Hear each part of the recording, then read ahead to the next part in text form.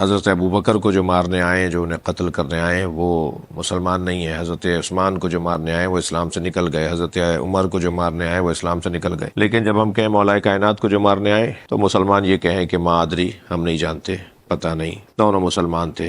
نبی مکرم کیا ہے ہمارے لیے؟ تو یہ تو طے ہے کہ اللہ نے نبی مکرم کو حاکم بنایا ہے۔ مولا کو تین جنگوں کا سامنا کرنا پڑا۔ حضرت کو جنگ جمل کا سامنا کرنا پڑا، جس میں نبی مکرم کی زوجہ مولا کائنات کے سامنے آئی ہے، اور من کنت مولا فہذا علی۔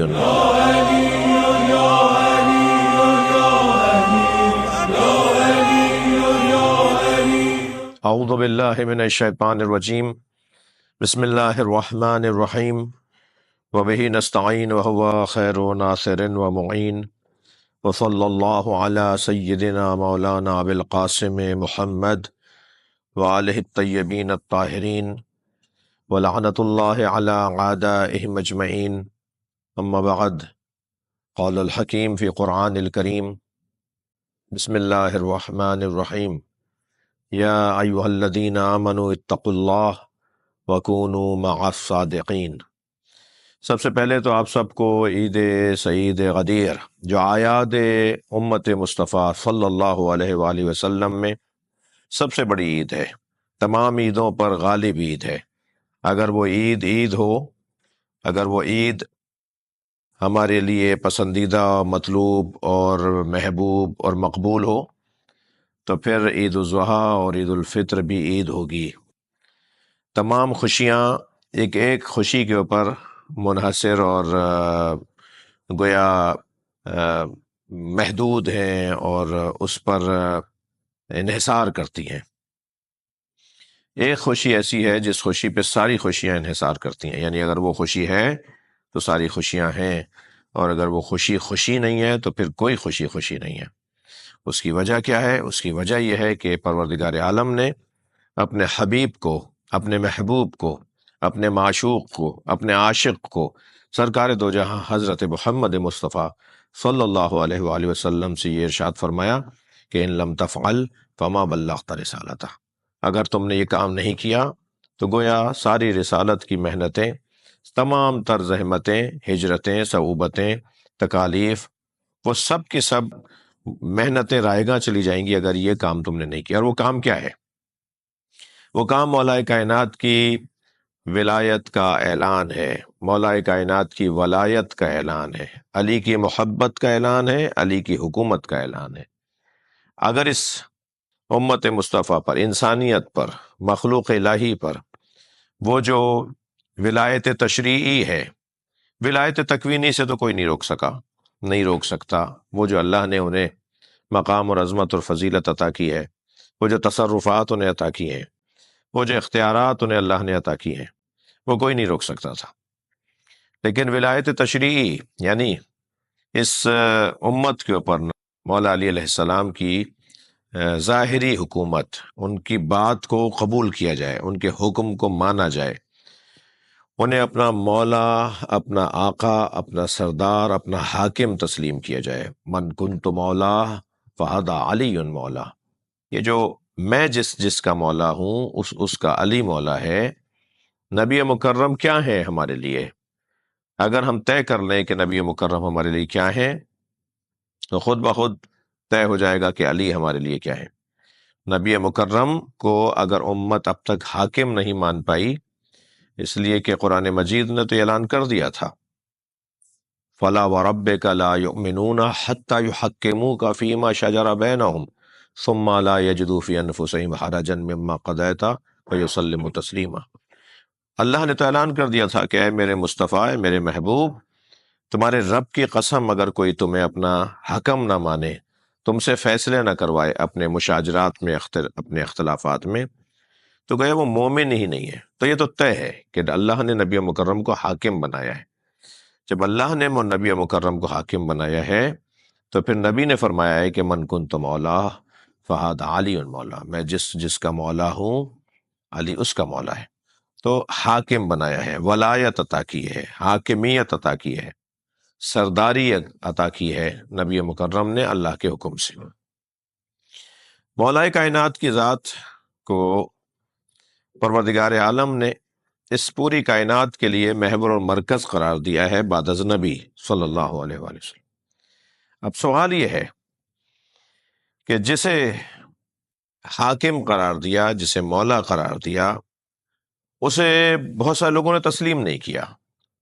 یعنی جب ان کی ظاہری حکومت 3 دوروں کے بعد، 3 حکومتوں کے بعد، نبی کے بعد جب 3 دور گزر گئے، تقریباً 25 سال گزر گئے، تو اس وقت مولا کائنات کو ظاہری حکومت مولا کائنات کی تسلیم کی گئی۔ اس کے اوپر بھی ایک تاریخی ایک بہت لطیف بحث ہے، مگر میں اس سے گریز کر رہا ہوں۔ اس میں بھی نہیں مانا گیا۔ 3 مسلمانوں کے درمیان جنگیں، یعنی مسلمانوں نے مولا کائنات کے اوپر بظاہر ظاہری طور پر، ویسے تو جو بھی علی مولا کے خلاف تلوار لے کر آئے، بغاوت کرے، اسے مسلمان تسلیم ہی نہیں کیا جا سکتا۔ یہ کہنا کہ حضرت ابوبکر کو جو مارنے آئے، جو انہیں قتل کرنے آئے، وہ مسلمان نہیں ہے، حضرت عثمان کو جو مارنے آئے وہ اسلام سے نکل گئے، حضرت عمر کو جو مارنے آئے وہ اسلام سے نکل گئے، لیکن جب ہم کہیں مولا کائنات کو جو مارنے آئے تو مسلمان یہ کہیں کہ ما ادری، ہم نہیں جانتے، پتہ نہیں، دونوں مسلمان تھے۔ تو یہ ناانصافی ہے۔ یا تو کہیے کہ حضرت خلفائے ثلاثہ کے خلاف بھی جو لوگ آئے وہ مسلمان تھے، کیونکہ مسلمان سے لڑ رہا تھا تو دونوں کے درمیان صلح ہونی چاہیے تھی۔ وہاں تو آپ نہیں بولتے یہ بات، لیکن جب مولا کائنات کی بات آتی ہے تو آپ کہتے ہیں مسلمان تھے۔ بہرحال یہ وہ تلخ ایک بات ہے اور ایک آئینہ دکھانے والی بات ہے۔ مولا کو 3 جنگوں کا سامنا کرنا پڑا۔ حضرت کو جنگ جمل کا سامنا کرنا پڑا، جس میں نبی مکرم کی زوجہ مولا کائنات کے سامنے آئیں، اور کچھ اکابر اور کچھ کبار صحابہ کرام تشریف لائے، سامنے آئے، اور پھر کیا ہوا میں امت کی زبان میں اور اپنی زبان میں ملی جلی زبان میں بات کر رہا ہوں۔ اور پھر دوسری جنگ ہوئی، جنگ صفین ہوئی، اور پھر تیسری جنگ ہوئی، جنگ نہروان ہوئی۔ جنگ نہروان کے خوارج کو بھی اس لیے اسلام سے خارج کہہ دیا جاتا ہے کہ کیونکہ انہوں نے امیر شام کو بھی مولا کائنات کے صف میں رکھا تھا۔ اگر وہ بھی اکیلے مولا کائنات کے دشمن ہوتے تو شاید وہ بھی مسلمان ہوتے مسلمانوں کے نزدیک، مگر کیونکہ انہوں نے حاکم شام، امیر شام اور معاویہ ابن ابی سفیان کو بھی واجب القتل جانا تھا، اس لیے مسلمانوں نے انہیں اسلام سے خارج کر دیا۔ ورنہ تو اگر وہ صرف مولا کائنات کے دشمن اور مخالف ہوتے تو وہ بھی جنگ جمل اور جنگ صفین کے مسلمانوں کی طرح، لشکریوں کی طرح مسلمان ہوتے۔ لیکن بہرحال ہم اس بحث میں نہیں جا رہے۔ سوال ہمارا جو آج کا موضوع ہے وہ یہ ہے کہ مولا کائنات کی امامت اور خلافت اور ولایت کو تسلیم کرنا اتحاد امت کا سبب ہے یا اختلاف امت کا سبب ہے؟ تو جو تاریخ بتا رہی ہے تو وہ یہ کہ بہت ساری بڑی تعداد نے، بڑے لوگوں نے، بڑے مشہور لوگوں نے، خاندانی پس منظر جن کا تھا، ان لوگوں نے مولا کائنات علی علیہ السلام کو تسلیم نہیں کیا اور ان کے خلاف جنگیں کی، ان کے خلاف تلواریں لے کر آئے، ان کے خلاف لشکر لے کر آئے، اور ہزاروں صحابہ کرام قتل ہوئے اس درمیان۔ سوال یہ ہے کہ وہ کون سی چیز ہے کہ جسے تسلیم کر لینا اور جسے مان لینا قانونی اور قرآنی اور یعنی قرآنی قوانین اور احادیث کے قوانین اور عقلی قوانین کے مطابق۔ یعنی اگر ساری دنیا قرآن کا انکار کر دے تو ہم کہہ دیں کہ قرآن اختلافی ہے۔ اگر ساری دنیا یا آدھی دنیا یا ایک بڑی تعداد اللہ کو نہ مانتی ہے تو ہم کہہ دیں اللہ اختلافی ہے۔ اگر کوئی کہے کہ جی ہم نبی مکرم کو نہیں مانتے، ہم مسلمان نہیں ہیں، ہم نبی کو نہیں مانتے، نبی ہمارے نبی کو اگر کوئی نبی نہ مانتا ہو تو ہم کہہ دیں نبی اختلافی ہیں۔ مثلاً سب سے بڑی بات تو اللہ کی، جو اللہ کو نہیں مانتا ہم کہہ دیں اللہ اختلافی ہے۔ وہ کون سا نقطہ ہے کہ جو اس کا فیصلہ کرے گا کہ اختلاف اور اتحاد کا نقطہ کیا ہے؟ یعنی کسی کا ماننا یا نہ ماننا ہے یا نہیں؟ کسی چیز کو پہلے آپ ثابت کریں گے، پھر اس کو منوایا جائے گا، کونسلنگ کر کے، تبلیغ کر کے، سمجھا کر، تربیت کر کے، تعلیم دے کے، جہالت ختم کر کے منوایا جائے گا پھر اسے۔ مگر پہلے ایک چیز ثابت ہوگی کہ یہ 5 شرائط یا 8 شرائط یا 10 شرائط کسی کے اندر اگر پائے جاتے ہوں گے تو وہ ہے کہ جو حق ہے، سچ ہے، میرٹ پر ہے، وہ آقا ہے، مولا ہے، وہ صحیح ہے، وہی چیز ہے کہ جس کو مانا جائے. لیکن اب اسے نہ ماننے کے وجوہات تو جہالت بھی ہو سکتی ہے، حسد بھی ہو سکتا ہے، کینہ بھی ہو سکتا ہے، ذاتی مفاد بھی ہو سکتا ہے، اور جو ہے وہ جس کو کہہ لیجیے دنیا داری بھی ہو سکتی ہے، خوف بھی ہو سکتا ہے، لالچ بھی ہو سکتی ہے. 50 اخلاقی کمزوریاں انسان کے اندر ہوتی ہیں جو سبب بنتی ہیں کہ جو انسان حق اور سچ تک نہیں پہنچ پاتا. اس کا کیا حل ہے؟ کیا اس کا حل یہ ہے کہ جہالت کی بھیٹ چڑھا دیا جائے اس میرٹ کو، حسد کی نظر کر دیا جائے اس قانون کو، اس قاعدے کو، اور ذاتی مفاد کے اوپر قربان کر دیا جائے اس معیار، اس مقام کو؟ یا نہیں، ان کی تربیت کی جائے گی، ان کی کونسلنگ کی جائے گی، ان کو سمجھایا جائے گا، ان کو تبلیغ کی جائے گی کہ نہیں تمہیں یہ ماننا پڑے گا کیونکہ اس کے علاوہ چارہ نہیں ہے تمہارے پاس.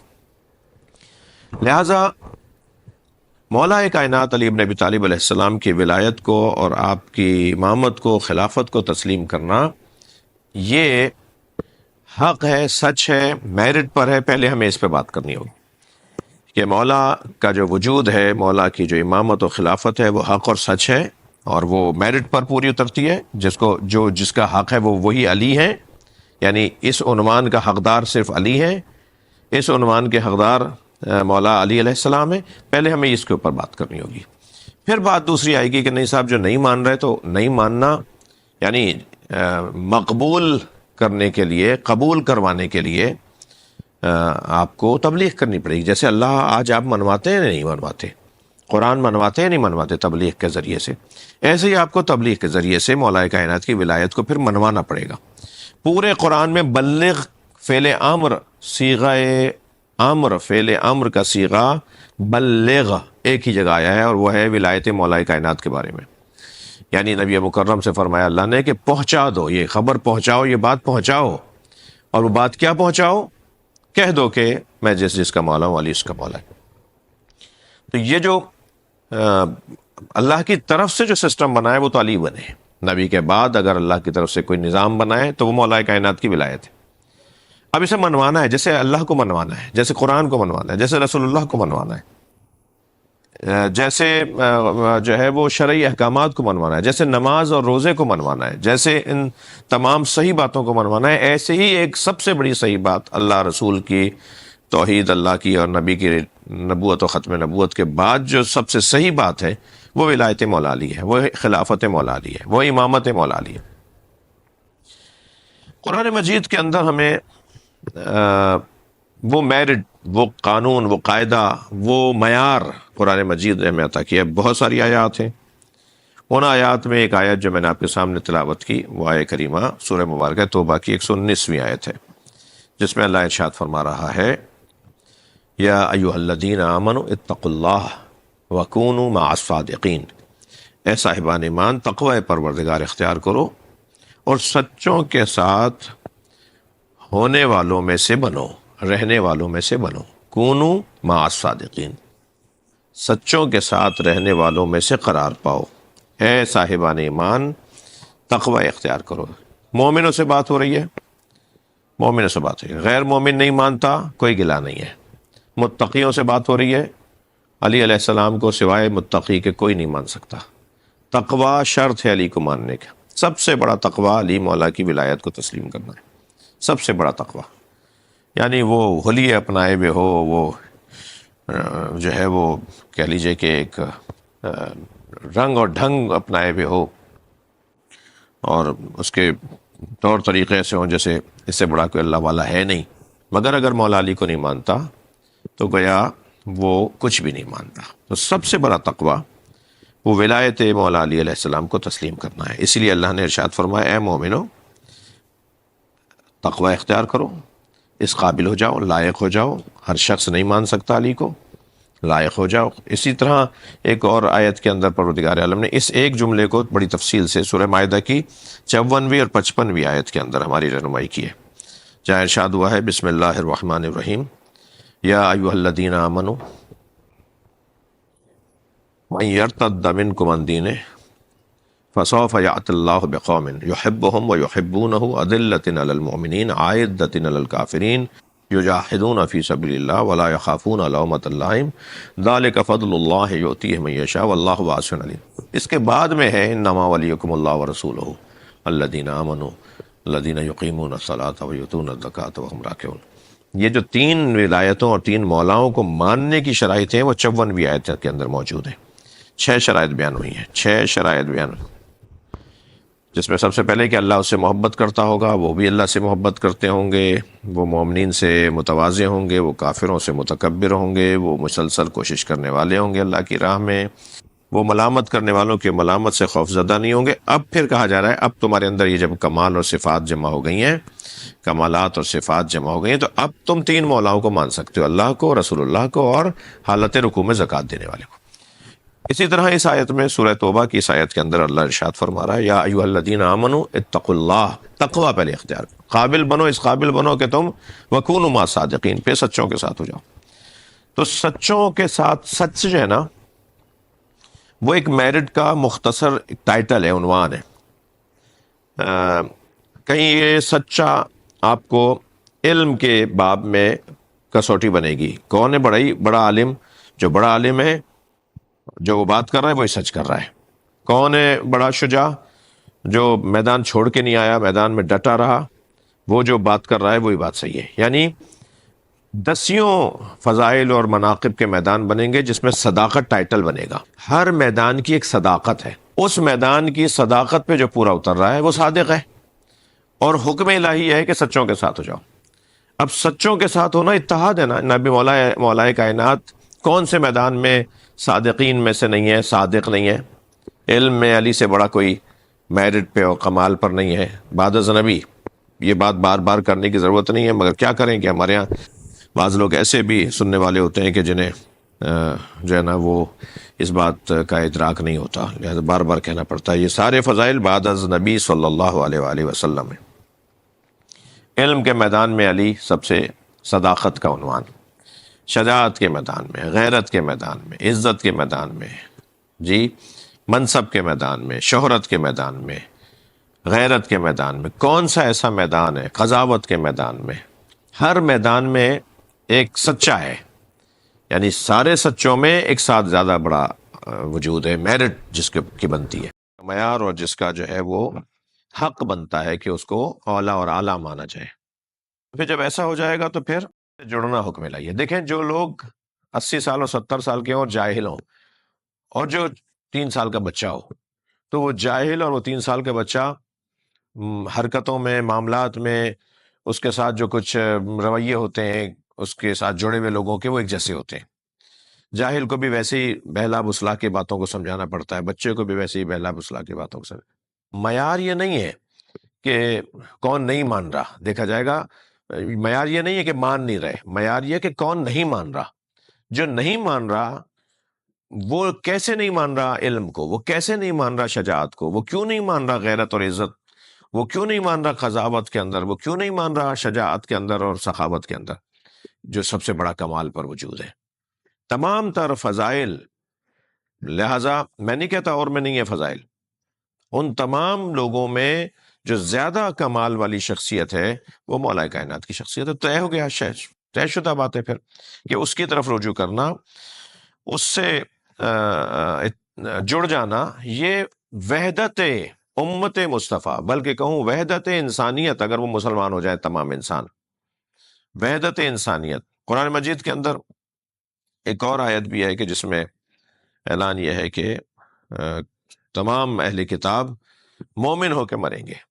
تو جو مومن ہو کے مریں گے اور ان کے ایمان کے اوپر گواہی دی جائے گی، سورہ نساء کی ظاہراً یہ آیت ہے، تو اس میں جو مومن ہو کے مریں گے وہ حضرت امام مہدی کے ظہور پر جب حضرت عیسیٰ علیہ السلام ان کے پیچھے نماز پڑھیں گے تو ساری دنیا، یہودی اور عیسائی، سب مسلمان، سب مومن ہو جائیں گے۔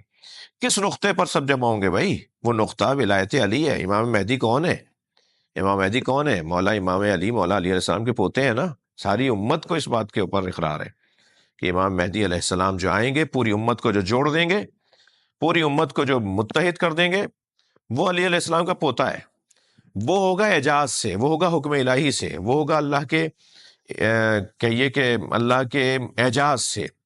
اللہ تسلیم کروائے گا، منوائے گا، تم نے 11 میرے حجتوں کو، میری طرف سے آنے والے نمائندوں کو نہیں مانا، 12ویں کو میں منواؤں گا۔ تو 12ویں کو جب اللہ منوائے گا تو اگر 11ویں کو بھی مان لیا گیا ہوتا تو اللہ ہی منوانا چاہ رہا تھا نا، مگر وہاں انسان نے اپنے جہالت کی، اپنے بغض کی، اپنے حسد کی، اپنے کینے کی، اپنے مفاد کی، اپنی لالچ کی بھیٹ چڑھ کر انہیں تسلیم نہیں کیا۔ لیکن آخری کو اللہ تسلیم کروائے گا، پھر ہمارے ماننے سے نہ ماننے، کسی کے ماننے نہ ماننے سے کچھ نہیں چلے گا، اللہ منوائے گا، اللہ پھر اس کا وجود کو ثابت کروائے گا۔ اللہ پہلے وجود کو اگر ایسے ثابت کرواتا تو انسان کا اختیار کچھ نہیں رہتا۔ علی مولا سے لے کے امام عسکری علیہ السلام تک تمام جو لوگ تھے وہ جو اختیار کے ساتھ آتے رہے، یقیناً ان کی فضیلت زیادہ ہے، یقیناً پھر حق ہے ان کا کہ نبی فرمائے ہم جیرانی فی الجنہ، وہ میرے ساتھ پڑوس میں ہوں گے۔ یا علی انت و شیعتوں کا ہم الفائزون، یا علی تم اور تمہارے شیعہ کامیاب ہوں گے۔ یہ بشارتیں نبی مکرم ان لوگوں کو دے رہے ہیں کہ جو مولا کائنات کے ساتھ مصیبتوں میں اور مشکلات میں علی کو تسلیم کر رہے ہوں گے۔ تسلیم سب کو کرنا چاہیے تھا۔ تو وحدت امت، اتحاد امت کے لیے اگر کوئی معیار اور کوئی کسوٹی ہے تو وہ مولا کائنات کی ذات ہے، اور وہ جو نبی مکرم نے غدیر کے میدان میں سب کو ایک جگہ کیا، یہ ایک جگہ جمع کر کے اعلان ولایت، کیا اتحاد امت کا ایک منظر نہیں تھا کہ نبی ایسا چاہتے تھے کہ سب میرے علی پر متفق ہو جائیں؟ کیا سب سے غدیر کے میدان میں مولا نبی مکرم نے بیعت علی نہیں لی؟ 1,00,000 سے زیادہ صحابہ کرام، جن میں خواتین سینکڑوں بلکہ ہزاروں کی تعداد میں موجود تھیں، ان سب سے مولا کائنات کی بیعت نہیں لی؟ یہ امت کو متحد نہیں کیا مولا پر؟ اب اگر امت کو نبی متحد کر کے گئے ہوں علی کے اوپر، اور بعد میں سقیفے کے اندر یا بعد میں کسی اور مرحلے کے اندر مولا علی سے لوگ دور ہو جائیں اور پھر کہیں کہ یہ اتحاد کا سبب نہیں ہے، تو یہ غرائز نفسانی اور احوائے نفسانی کی بنیاد پر تو ہو سکتا ہے، مشیت پروردگار کی بنیاد پہ نہیں۔ مشیت الہی تو یہ کہتی ہے کہ علی کے اوپر متحد ہو جاؤ، اور مولا علی علیہ السلام کی ولایت وحدت کا اور اتحاد کا ایک روشن اور واضح اور محکم اور مضبوط ایک عنوان ہے، جس پر امت کو متحد ہونا مرضی پروردگار، خوشنودی پروردگار کا سبب ہے، امت کا اس سے اختلاف کرنا اللہ کی ناراضگی کا اور اللہ کے غضب کا سبب ہے۔ بہت شکریہ۔